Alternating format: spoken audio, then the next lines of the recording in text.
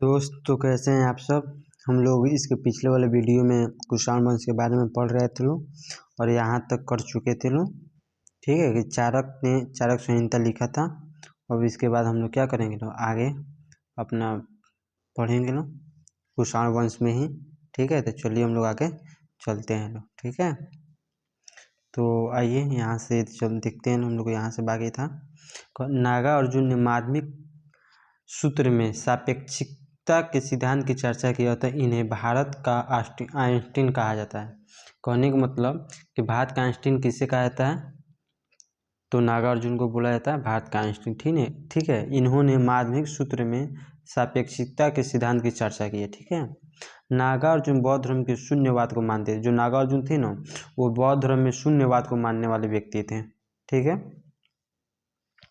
वसुमित्र नामक विद्वान ने महाविभास सूत्र की रचना किए थे। यानी कहने का मतलब वसुमित्र एक क्या थे, विद्वान थे जिन्होंने महाविशाप की सूत्र एक थी उसकी क्या की थी, रचना किया था। रेशम मार्ग के होने जिसे बौद्ध का विश्वकोश कहा जाता है। कहने का मतलब कि रेशम मार्ग जिसे होते चलते हैं या जो रेशम मार्ग पे चलते हैं उन्हें क्या बोला जाता है, बौद्ध का विश्व कोश बोला जाता है। ठीक है। सर्वाधिक सोने के सिक्का कनिष्क के शासनकाल में जारी किए गए हैं। इन्हें सोने को प्राप्त पाकिस्तान में हिंदुकुश पर्वत के बीच अतलाई पहाड़ी से होता है। ठीक है। देखिए अतलाई नहीं अलाई पहाड़ी होगा, अलाई ये ता नहीं होगा। ठीक है, क्या होगा, ता नहीं होगा। सॉरी यहाँ पे हम काट रहे हैं इसको। हाँ, अलाई पहाड़ी होगा। ठीक है, अलाई पहाड़ी से होता है। चलिए इसके आगे हम लोग समझते हैं बढ़िया से। कहने का मतलब ये है कि जब कनिष्क था तो उस समय क्या कहते हैं, उन्होंने सोने के सिक्कों को काफ़ी चलाए हुए थे अपने शासनकाल में। ठीक है। इस सोने को प्राप्त करने के लिए पाकिस्तान में हिंदुकुश पर्वत के बीच अलाई पहाड़ी से, यानी कहने का मतलब इस सोने के सिक्कों को मैंने जानकारी एक हिंदुकुश पर्वत के क्या है, अलाई पहाड़ी से मिलता है। ठीक है। कनिष्क के समय तांबे के सिक्के भी चलाए जाते थे जिसे काणिकी कहा जाता था। क्या कहा जाता था, काणिकी कहा जाता था। ठीक है, जो कनिष्क के समय सोने के तांबे के सिक्के चलते थे। मथुरा से कनिष्क के सिक्कों का एक ढेर मिला है जिसमें कनिष्क को एक सैनिक वेशभूषा में दिखाया गया है। कहने का मतलब मथुरा एक जगह जहाँ से क्या हुआ कि जो कनिष्क अपने शासन काल में सिक्का चला एक बहुत सारा ढेर मिला। ठीक है, जिसमें कनिष्क का एक चित्र मिलता है। कौन सी वेशभूषा में, तो सैनिक वेशभूषा में मिलता है। देखिए कनिष्क के समय स्थल तथा समुद्र दोनों मार्ग से व्यापार। कहने का मतलब जो कनिष्क शासन कर रहा था तो उसके समय समुद्र और क्या होता है, स्थल यानी जमीन, दोनों तरह से क्या होता था, व्यापार होता था। कनिष्क के समय उत्तर भारत में बंगाल का ताम्रलिप बंदरगाह था तथा दक्षिण भारत में महाराष्ट्र का सोपरा एवं कल्याण बंदरगाह प्रमुख थे। यानी कहने का मतलब कनिष्क जब शासन कर रहा था तो उसके समय भारत में जो बंगाल का बंदरगाह था ना, ठीक है, उत्तर भारत में जो बंगाल का उत्तर भारत में एक बंदरगाह था जो कि बंगाल में था, क्या था, उसका नाम क्या था, ताम्रलिप्त बंदरगाह था। और दक्षिण भारत में बंदरगाह था जो कि महाराष्ट्र राज्य में था, वो सोपरा एवं कल्याण बंदरगाह थे। ठीक है, दो बंदरगाह थे कहाँ, भारत के दक्षिण में। अज्ञात की रचना पेरिपल्स ऑफ द एरिथ्रीन सी से यह जानकारी निकली है कि कनिष्क का सर्वाधिक व्यापार रोम से होता था। यानी कनिष्क सबसे ज़्यादा व्यापार किससे, यानी सबसे ज़्यादा अच्छा संबंध कौन से देश से था, तो रोम से था। ठीक है, ये कौन से, तो एक वैज्ञानिक है जिसका नाम क्या है, अज्ञात। उन्होंने पेरिपल्स ऑफ द एरिथ्रीन्स, ठीक है, बुक लिखी है उसकी तो इसी बुक से क्या मिलता है, कनिष्क के रोम में अच्छा संबंध के बारे में जानकारी मिलता है।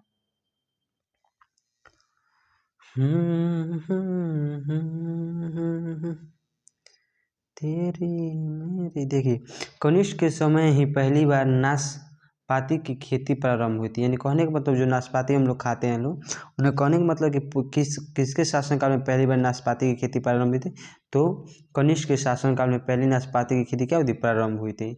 इसी के समय अरब नाविक हिप्पलास ने मानसून को अप्रतिहत चक्र की खोज की थी। यानी कहने का मतलब एक अरब से नाविक आए हुए थे जिसका नाम क्या था, हिपाल्स। क्या नाम था, हिपाल्स, जिन्होंने मानसून को अप्रतिहत चक्र की खोज की थी। ठीक है, मानसून और अरबी भाषा का शब्द है, यानी कहने का मतलब मानसून कौन सा भाषा शब्द है, तो अरबी, यहाँ पे अरबी होगा। ठीक है, आप लोग बना लीजिएगा लोग, अरबी भाषा का शब्द है। ठीक है, और ये शब्द से क्या होता है, मौसम में उत्पन्न हुए, जिसका अर्थ होता है मौसम के अनुरूप पवन की दिशा, यानी कहने का मतलब कि जो मानसून का अर्थ होता है कि मौसम जैसे जैसे हो उसके समझ क्या होता है, हवा का चलना, यानी मौसम बदलना, वो क्या होता है, मानसून के रूप में आता है।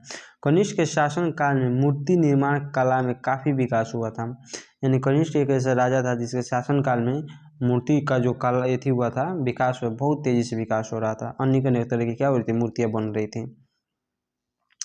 कहते कनिष्क ने अपनी राजधानी पुरुषपुर के समीप एक विशाल संघारा विहार का निर्माण करवाया था, यानी कनिष्क के समय राजधानी कहाँ था, पुरुषपुर था, और इसी के समय एक विशाल संघाराम विहार का क्या करता है, निर्माण करवाया था। ठीक है, कनिष्क को द्वितीय अशोक कहा जाता है, यानी कहने का मतलब द्वितीय अशोक किसे कहा जाता है, तो कनिष्क को द्वितीय अशोक कहा जाता है। ठीक है, क्वेश्चन आ जाए कि द्वितीय अशोक किसे कहा जाता है, तो कनिष्क को क्या बोलता है, द्वितीय अशोक कहा जाता है। ठीक है, अब देखिए हम लोग पढ़ेंगे लोग रेशम मार्ग के बारे में। कौन से मार्ग, रेशम मार्ग के बारे में। ठीक है, तो आइए हम लोग देखते हैं लोग रेशम मार्ग के बारे में। देखिए रेशम मार्ग, कहते यह चीन के रेशम व्यापार को यूरोप, फारस तथा मध्य एशिया, नासिक के बौद्ध से जोड़ता था, यानी कहने का मतलब जो रेशम व्यापार था, यूरोप, फारस तथा मध्य एशिया जितने भी ये थे, ये बौद्ध से क्या होता था, लोगों से जुड़ता था, और यहाँ से क्या था, व्यापार होते थे। इस मार्ग का दक्षिण भाग हिंद महासागर से गुजरता था, यानी कहने का मतलब जो रेशम मार्ग था, रेशम मार्ग से व्यापार जो किया जाता था, उसका जो दक्षिणी भाग था कहाँ से गुजरता था, हिंद महासागर से गुजरता था। जबकि ऊंचे भाग करके गुजरा, जबकि क्या था, जो ऊंचे उत्तरी भाग होते थे, देखिए उत्तरी भाग तो ऊंचे भाग है, जो कि उत्तरी भाग होते थे वो कहाँ से, गुजरात से होकर जाता था। ठीक है, देख कश्मीर तथा हिंदुकुश पर्वत को पार कनिष्क ने रेशम मार्ग पर अधिकार करके किया था, यानी कहने का मतलब जो कनिष्क थे उन्होंने कश्मीर तथा हिंदुकुश पर्वत को पार करके रेशम मार्ग पर क्या कर लिया था, अपना अधिकार कर लिया था। ठीक है, यह मार्ग चीन के क्षेत्र अधिकार में आता है, और जो ये रेशम मार्ग है किसके अधिकार में आता है, तो चीन के क्षेत्र अधिकार में आता है। रेशम मार्ग आमतौर पर वह स्थलीय रास्ता कहलाता है जिसे चीन के हान राजवंश के महान यात्री यांगछ्यान ने खोला था। कहने का मतलब रेशम मार्ग का रास्ता किसने खोला था, तो चीन के एक क्या कहते हैं, राजवंश थे जिसका नाम क्या था, महान यात्री यांगछ्यान नाम था। ठीक है, उन्होंने ये रास्ता क्या हुआ था, बना हुआ था, खोला हुआ था। जो हान वंश की राजधानी छागआन से पश्चिम में रोम तक पहुंचा था, यानी कहने का मतलब जो रेशम मार्ग था एक वंश था, कौन था, हान वंश था। हान वंश की राजधानी था कहाँ, छागवान, क्या था, छागआन था। यही इसी राजधानी में ये पश्चिम से लेके छागआन से लेके पश्चिम रोम तक फैला हुआ था, कौन, रेशम मार्ग। रेशम मार्ग के होने वाले व्यापार पर कनिष्क टैक्स होता था, यानी कहने का मतलब जो रेशम मार्ग जितने भी उस रेशम मार्ग पर जो भी व्यापार होते थे उस पर कौन सा टैक्स लिया था, कनिष्क कर टैक्स होता था। ठीक है, जो अर्थव्यवस्था का सबसे बड़ा स्रोत था, और उस समय अर्थव्यवस्था क्या था, सबसे बड़ा स्रोत था। 105 ईसा पूर्व कनिष्क की मृत्यु हो गई, यानी कहने का मतलब 105 ईसा पूर्व में क्या हुआ, कनिष्क मर गया वो। ठीक है, उसका मृत्यु हो गया।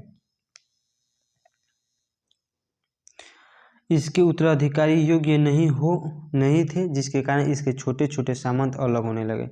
कहने का मतलब जब कुषाण वंश में जब अंतिम शासक कौन, मतलब सबसे शक्तिशाली कनिष्क था, जब ये मर गया तो इसके शासनकाल में इस वंश में कोई भी योग्य शासक नहीं था। ठीक है, तो जितने भी थे वो छोटे छोटे सामंतों में क्या होने बंटने लगे, और इस वंश के अंतिम शासक के रूप में वासुदेव की चर्चा मिलती है। और कहने का मतलब कुषाण वंश जो था ना उसका अंतिम शासक किसका, कौन थे, वासुदेव। ठीक है, इन्हीं की चर्चा मिलती है कनिष्क के बाद। इस वंश के सामंतों ने आगे चलकर गुप्त वंश की स्थापना की। ठीक है, इस वंश के यानी कहने का मतलब जो कुषाण वंश के जितने भी लोग थे आगे चलकर कौन से वंश की स्थापना किए थे, तो गुप्त वंश के। जो छोटे छोटे सामंत बिखरे हुए थे वहीं आगे चलकर गुप्त वंशों की क्या किया था, स्थापना किया था।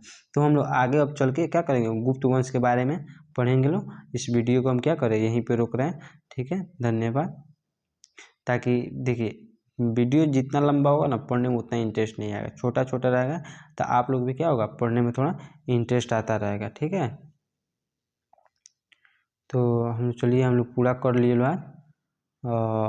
ठीक है, आप लोग भी नोट्स क्या करते हैं इसको बनाते रहिएगा, लाइक और शेयर तो सब्सक्राइब क्या करते रहिएगा, अपने दोस्तों को शेयर कीजिएगा ताकि आगे आने वाले समय में हम आप लोग को बीपीएससी का पूरा फुल वीडियो और पूरा फुल सब्जेक्ट दे सके, पीटी और मेंस दोनों। अगर आप लोग सपोर्ट कीजिएगा तो वो मैं ऐसा ज़रूर करूँगा। आप लोग भी देख रहे होंगे लेकिन मैं तो अपना शॉर्ट वीडियो थोड़ा थोड़ा क्या करता हूँ डालता हूँ। वो देखिए जितना वो इकोनॉमिक्स का क्या है बीपीएससी का वो इति है क्वेश्चन परिभाषा यानी नोट्स है, जो कि शॉर्ट में अभी आप लोग क्या करते हैं डेमो जैसे जैसे देखें क्या कर रहे हैं वहाँ पे डाल रहा है। तो आने वाले समय ये ख़त्म होते हैं, कुछ पॉलिटी और पढ़ाएंगे पॉलिटी। अब इसको ख़त्म करके हम लोग क्या डायरेक्ट बीपीएससी का सिलेबस क्या करेंगे, कवर करेंगे लोग। तो चलिए थैंक यू, धन्यवाद, चलते हैं आप।